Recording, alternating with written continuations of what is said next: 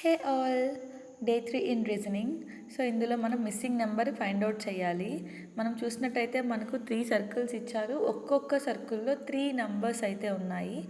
ఆ 3 నంబర్స్ అనేది ఒక ప్యాటర్న్ ఫాలో అవుతూ ఉంటుందన్నమాట.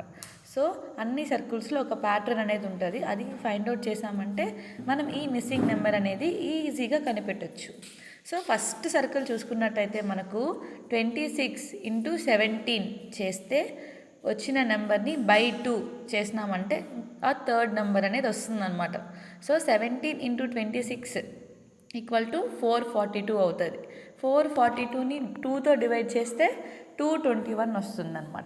సో ఈ లాజిక్కే సెకండ్ సర్కిల్లో ఉందా లేదా చూడండి. 28 ఇంటూ 19 ఈక్వల్ టు 532 బై 2 చేస్తే 266. పర్ఫెక్ట్, లాజిక్ సెట్ అయిందనమాట. ఇప్పుడు థర్డ్ నెంబర్ ఎలా కనిపెడతాము? థర్డ్ సర్కిల్లో question mark into 31 by 2 equal to 217. అంతేనా?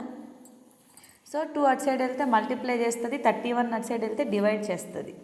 So question mark equal to 217 into 2 divided by 31 ఇటు సైడ్ ఉండే మల్టిప్లికేషన్ అటు సైడ్ వెళ్తే డివైడ్ చేస్తుంది అనమాట. సో బై 31 అవుతుంది.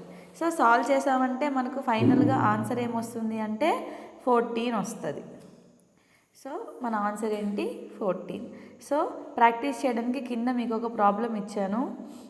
ప్రాక్టీస్ చేసి ఆన్సర్ ఏమొస్తుందో ఆ 4 ఆప్షన్స్లో ఉంటుంది. కరెక్ట్ ఆప్షన్ కమెంట్లో షేర్ చేయండి. Thank you.